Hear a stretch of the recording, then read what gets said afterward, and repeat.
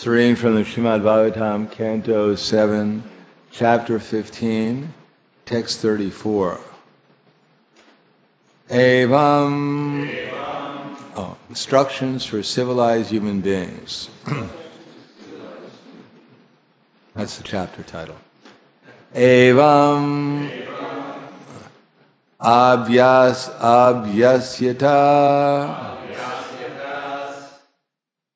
Chitam kalena alpiyasa yate anisham tasya nirvanam yati anindana vanivat Evam abhyasitaśchitam kalena piyashayata anisham tasya nirvanam yatyanindana vanivat Evam in this way Abhyasyata of the person practicing this yoga system. Chitam, the heart. Kalena, in due course of time. Alpiyasa, very shortly. Yate, of the person practicing yoga. Anisham, without cessation. Tasya, of him. Nirvanam, purification from all material contamination. Yati, reaches. Anindana, without flame or smoke. Vanivat, like a fire. Translation: when the yogi regularly practices in this way, in a short time his heart becomes fixed and free from disturbance, like a fire without flames or smoke. Please repeat. When the yogi regularly practices in this way, in a short time, his heart becomes fixed and free from disturbance, like a fire without flames or smoke. Purport: Nirvana means the cessation of all material desires. Sometimes desirelessness is understood to imply an end to the workings of the mind, but this is not possible. The living entity has senses, and if the senses stopped working, the living entity would no longer be a living entity. It would be exactly like stone or wood. This is not possible. Because he is living, he is nitya and cetana, eternally sentient. For those who are not very advanced, the practice of yoga is recommended in order to stop the mind from being agitated by material desires. If one fixes his mind on the lotus feet of Krishna, his mind naturally becomes peaceful very soon. This peace is described in the Bhagavad-gita 5:29. Bhoktaram jagatapasam sarvaloka maheshwaram suridam sarvabhutanam gyatvam shantim richati.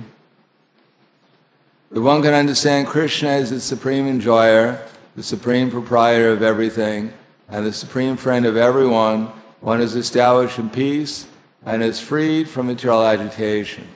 However, for one who cannot understand the Supreme Personality of Godhead, the practice of yoga is recommended. So the text again. Evam abhyasyatas chitam kalenal piyasayate anisham tasya nirvanam yatyan yat yanindana vanivat. When the yogi regularly practices in this way, in a short time, his heart becomes fixed and free from disturbance, like a fire without flames or smoke. Om Vishnu Padaya Krishna Pristaya Bhutale Srimate Bhaktivedanta Swami Namane Namaste Saraswatam Deve Gauravani Pacharane Nirvishesha Shrinivari Paskatyade Satarna. In the Bhagavad-gita, Krishna said, Yatadipo nivatasto nengite sopamasmita yogino yatachittasya yunjato yogam atmanaha. Just like a lamp in a windless place does not waver, so similarly, the yogi who's fixed his mind upon me remains always steady with his meditation on the Supreme Self. The material world is a place of change, and therefore the soul is always being presented with all kinds of different circumstances, and unless the soul sees things in the right perspective, then the soul becomes subjected to the influence of material desires. Prabhupada writes in the 15th chapter, the 5th chapter of Bhagavad-gita, text 15, that desire is a subtle form of conditioning for the soul. The soul, we ourselves, we have the tendency or the propensity to desire, but our desires are not independent. We have to desire in terms of some circumstance. According to our present conception of life and conditioned life, that the material world is a place or an opportunity for sense gratification. That now, presently, we're in some material body, and therefore the body, having senses, also has an opportunity for arrangements by which the senses can come in contact with their objects. And this is taken in conditioned life as a source of satisfaction. But it is also a source of bewilderment, in the sense that Maharaj Shabdev, as well as every other great personality, has said, Nunam pramata kurute vikarma yad indriya pritya prinoti dasadam manye yat atmanoyam asanapi kleshada ashadeha. Nuna means indeed pramata, so we become mad. We're mad because we have a different identity of which we're not aware of, a spiritual identity, a spiritual personality with a spiritual mind, spiritual intelligence, spiritual body, spiritual activities, and yet we're unconscious of our real selves. Instead, we become conscious of the external material world, and our center of focus is on this gross and subtle material bodies. This is, therefore, it's called pramata, because we've forgotten who we are, and now, due to asmita, we're misidentifying ourselves with something we're really not. And we take this material body and its circumstances as everything.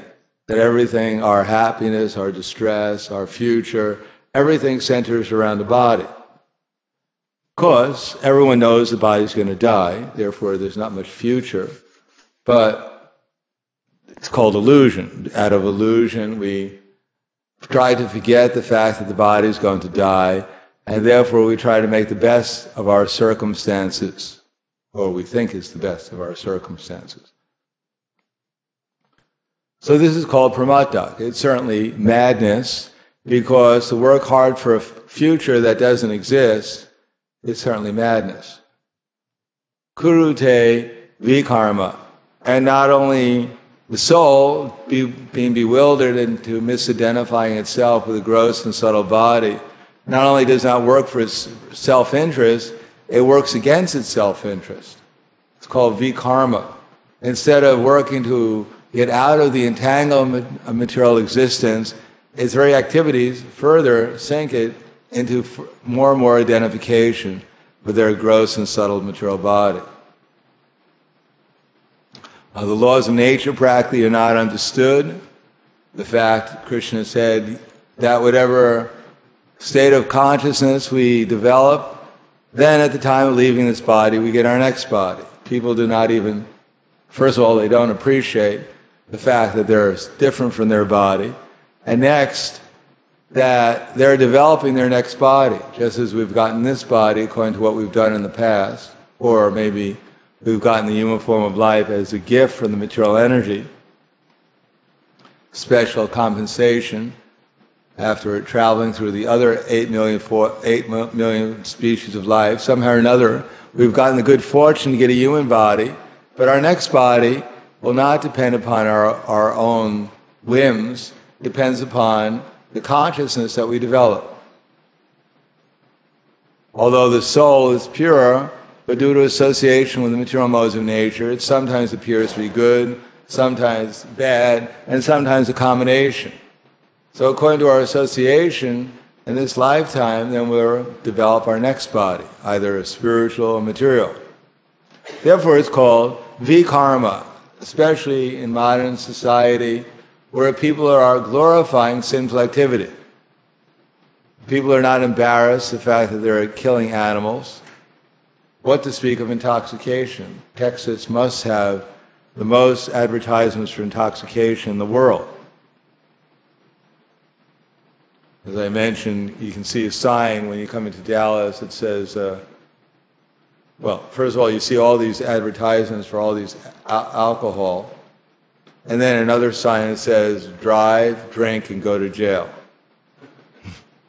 One side, they're encouraging everyone to get intoxicated. Other is, let's fill up the Texas jails with all these people who are encouraging. So it's vikarma, nasado manye, but a person who is sad, who has some knowledge about eternality, of reality, then they don't think like that. Asanapi kleshada. Because why work to make oneself miserable? People are actually trying to work to make themselves happy, but they don't know what the path of happiness is, and therefore they're working hard to become happy, but instead they're getting the opposite. Viparitam cha. So this is certainly due to ignorance. Very simple knowledge, because if you tell people your body's changing, but you yourself are not changing, you're the observer of the material world, this will not get anyone a PhD degree or a Nobel Prize. Although this is actually the basis of real knowledge. What to speak of the fact that, according to our activities in this lifetime, we'll get another body which will allow us to perceive more clearly our spiritual identity, or will cover our spiritual identity even more and force us to even act more impulsively according to the modes of nature, to gratify our unlimited impulses arising from the senses and the mind. The human life is not to get more and more entangled in illusion and be more and more misdirected by the unbridled or uncontrolled senses. It's to diminish the impulses arising out of the senses and the confusion arising out of the coverings of the material energy. Therefore, asanapi kleshada asha deha, by which one gets one body after another. Dumena vriyate vanir, itara darsho malena cha, itovanavrita garbhastata te nevram avritam. Just like the embryo is covered by the womb, or the mirror is covered by dust, or the fire is covered by smoke, so similarly the living entity is covered by different degrees of lust. Avritam gena etena, gyanino nityavarina, kama rupena kuntiya, dusprena analena cha. That's a man's pure consciousness is covered by his eternal enemy in the form of lust, which is never satisfied and which burns like fire. The avaratmika shakti and regatmika shakti, the coverings of the material energy, and the impulses arising out of the material energy captivate the living entity. So what's the solution? So the solution is quite simple, but people don't like simple solutions because there's not enough challenge. They want to be challenged in present society. Just like the bird, they have a bird in a cage, they open the cage, the bird walks out, but the bird gets nervous. I'm free now. What am I going to do when I'm free? I don't know what to do. I have no brain, so let me go back into the cage and be protected by the cage. Similarly, human form of life is an opportunity to get out of the entanglement. The opportunity is presented, the soul gets a chance to maybe walk out of his cage for a second, then he gets nervous and goes back and closes the cage itself. But the solution is quite simple. Krishna says, Indriyani manobuddhira asyadishtanam uchate etara vimohatyat jnanam vritti dehina. The senses, the mind, the intelligence are the sitting places of lust, which veils the real knowledge of living entity and bewilders him. So Prabhupada says that the soul should find out where his enemy is. Otherwise, how can he fight against his enemy if he doesn't even know where the enemy is?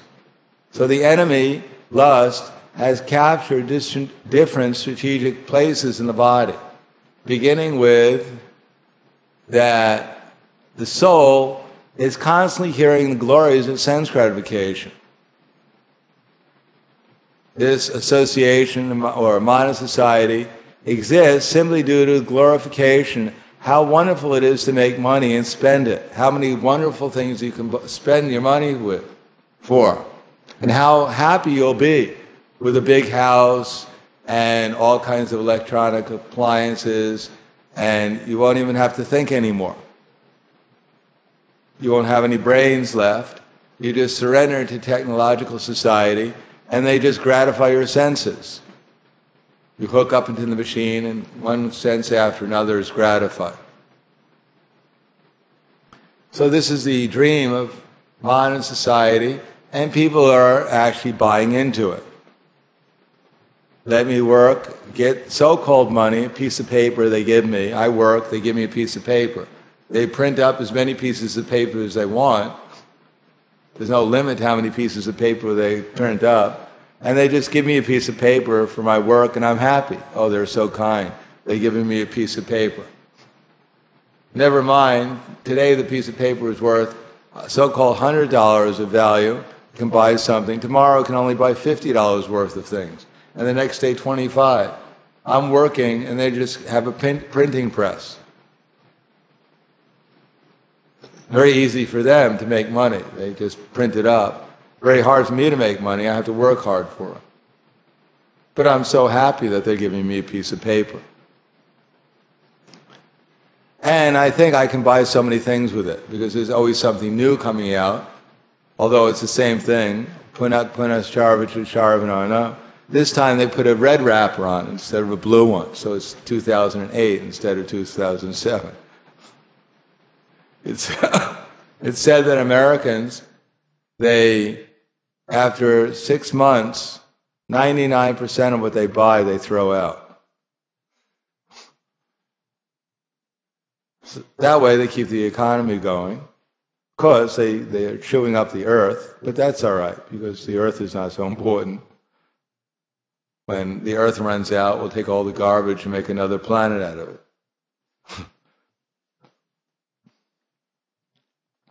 In any case, hearing the glories of sense gratification, people become captured, and therefore their senses become agitated. They have to get this thing, they have to eat this, they have to taste that, they have to smell that, they have to touch that. Their senses become disturbed, and therefore lusty intelligence, because they've heard all this glorification of sense gratification, influences the spirit soul to acquire a false ego. Because the soul now has to get a false ego so it can identify itself with this gross and subtle body to try to enjoy it. So when the intelligence becomes lusty, covered with all kinds of material conceptions, that I am this body, I'm here to enjoy, this is all mine, there's going to be a happy future if I arrange it, then the lusty intelligence influences the spirit soul to acquire the false ego, by which it identifies itself with the mind and senses for sense gratification. As I've given the example, a man's walking down the street and he sees a beautiful woman and immediately he wants to enjoy her. His mind says, go for her. And the intelligence says, wait a second, she has a dot on her forehead. It would not be very religious. You must follow the laws of nature. And the mind says, oh, who listens to these so-called laws of nature, religion? That went out with the prehistoric ages. We're in the modern age. The new law is, the only law, simple law, if it feels good, then you do it. So the soul has to make a choice. If it doesn't have sufficient knowledge, then it really thinks, well, I am the body, and gratifying the senses, bringing in contact the senses with their objects, is really my self-interest.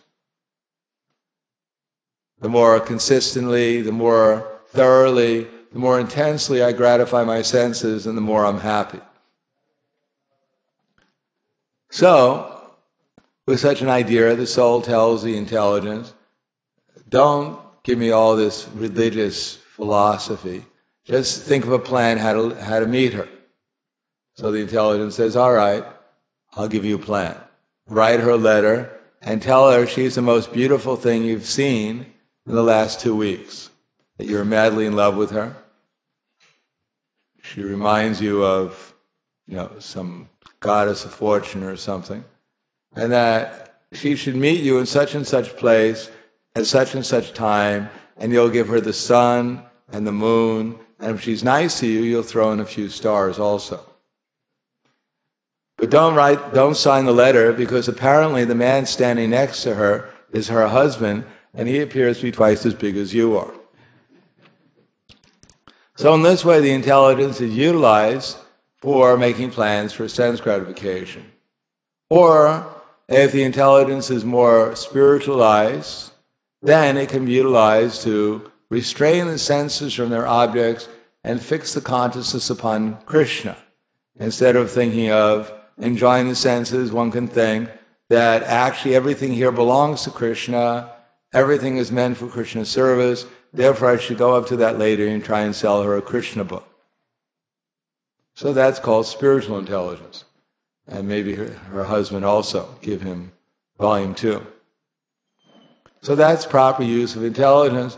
Rather than looking at the world as a big object for the senses, look at the world as an opportunity for service to Krishna. So one consciousness, one perception of life, one will simply imagine oneself to be this body, and the body to be the enjoyer and the controller of the material energy. And the other is that I'm simply an instrument for Krishna, a servant of Krishna, and that the body and the mind and the word should be utilized in Krishna's service. Therefore, the soul has that choice. But because we're not very clear, our intelligence is not very sharp, therefore, tasmat tvam indriyanya do niyam yavaratar shiva papmanam pradihiyenam jnana vijnana nashinam. Therefore, in the very beginning, O Arjuna, regulate the senses by devotional service and slay this destroyer of knowledge and self-realization. So at least, with some good intelligence, then we practice devotional service.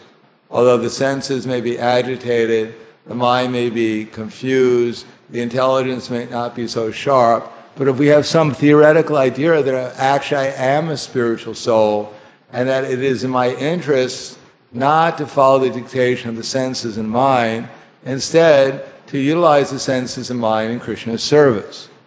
So even theoretically, knowing that if we engage in sadhana bhakti, then gradually by such association with Krishna through the hearing and chanting process, as our intelligence becomes strengthened by association with Krishna, then we become more and more aware of our spiritual identity, we get a higher taste, and we become free from the reactions of our past activities, which manifests itself in growing awareness of how things are related to Krishna, and less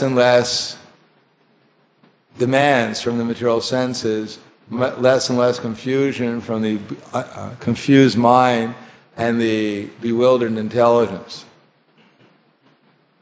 Nachti buddhi yuktasya, nacha yuktasya bhavanaha, Na chabhavintak shantira shantasya kutak sukham. One is not in Krishna consciousness or devotional service can have neither a controlled mind nor steady intelligence, without which there is no possibility of peace. And how can there be any happiness without peace?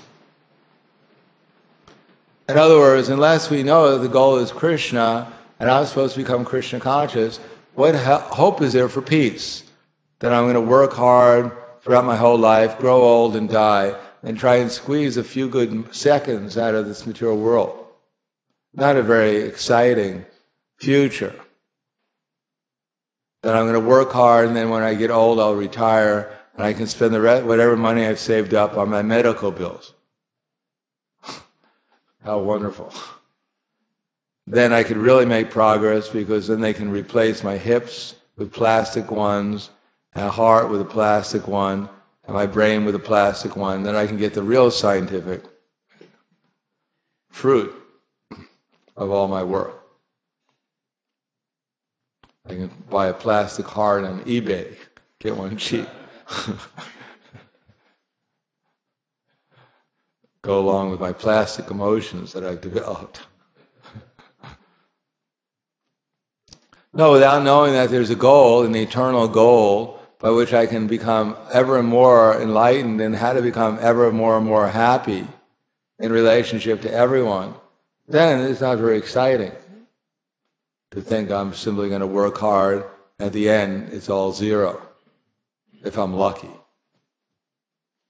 So here it says that there is a process of yoga, which is quite elaborate, by which one can also restrain the senses from their objects, but it's more difficult because without getting the higher taste, simply trying to negate material existence, trying to be afraid of material existence, does not always work very well, especially over many, many years.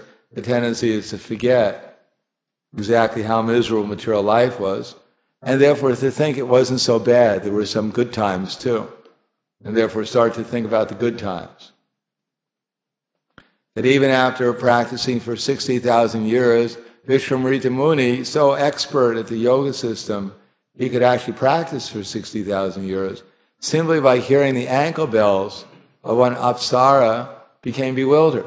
What to speak? It doesn't take us 60,000 years to get bewildered. We just have to hear an old song and we're finished.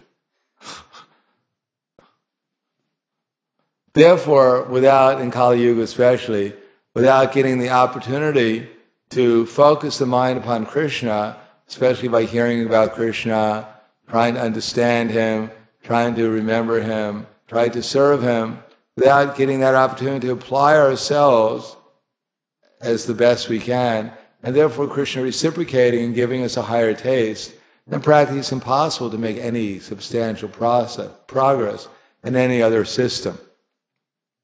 Although theoretically, by the yoga system, one can gradually get free from the tendency for sense gratification and mental speculation.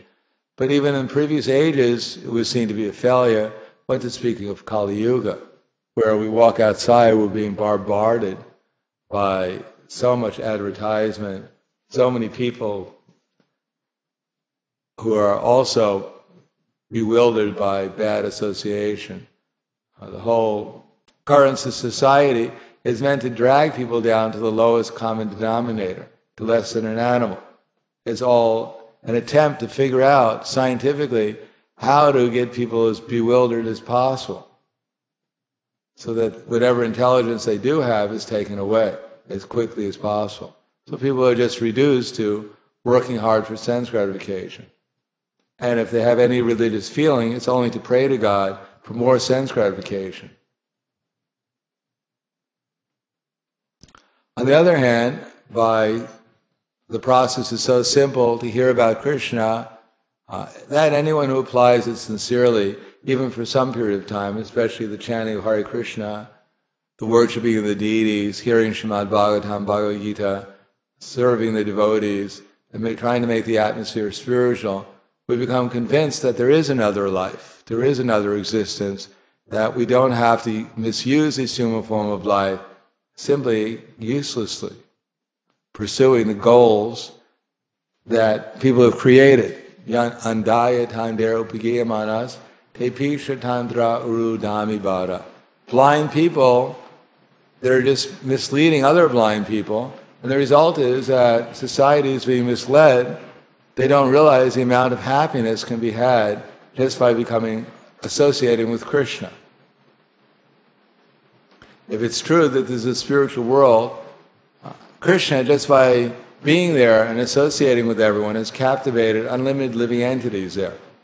None of them are trying to figure out how to come to the material world here, because Krishna is so attractive. But we can't imagine how attractive Krishna is, but he's making himself available through the process of bhakti yoga, so that if we just make a little attempt, gradually Krishna will become qualified to become attracted by Krishna. And if we don't, then we'll just be wasting our time pursuing the same goals that everyone else is pursuing, and wind up the same failure that everyone else is winding up. So we'll stop there. Thank you. Any questions?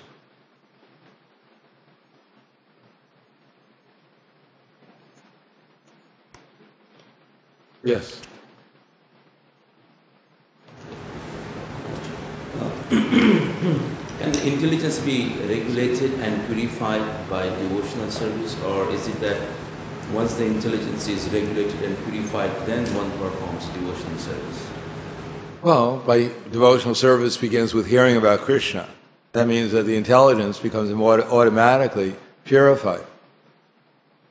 Just like if you light a lamp in a dark place, then the darkness can't put the lamp out or a match out. Similarly, as soon as we hear that we're not the body's changing, but we ourselves are always the same, then at once our intelligence to some degree becomes purified. And when we keep on hearing, then we learn that we're actually Krishna's servant, and that there's a way of utilizing the present senses in Krishna's service that's further purification. And when we actually engage with the senses in Krishna's service, then we become further purified by becoming Krishna conscious.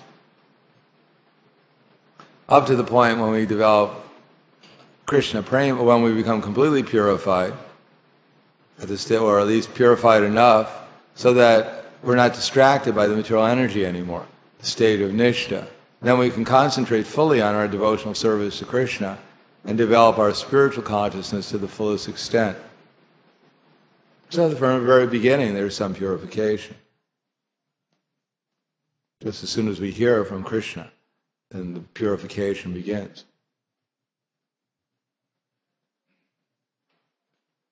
Anything else? Okay, thank you very much. Grantaraj Srimad Bhagavatam ki jai. Srila Prabhupada ki jai. Gaur Premanande Hari Bol.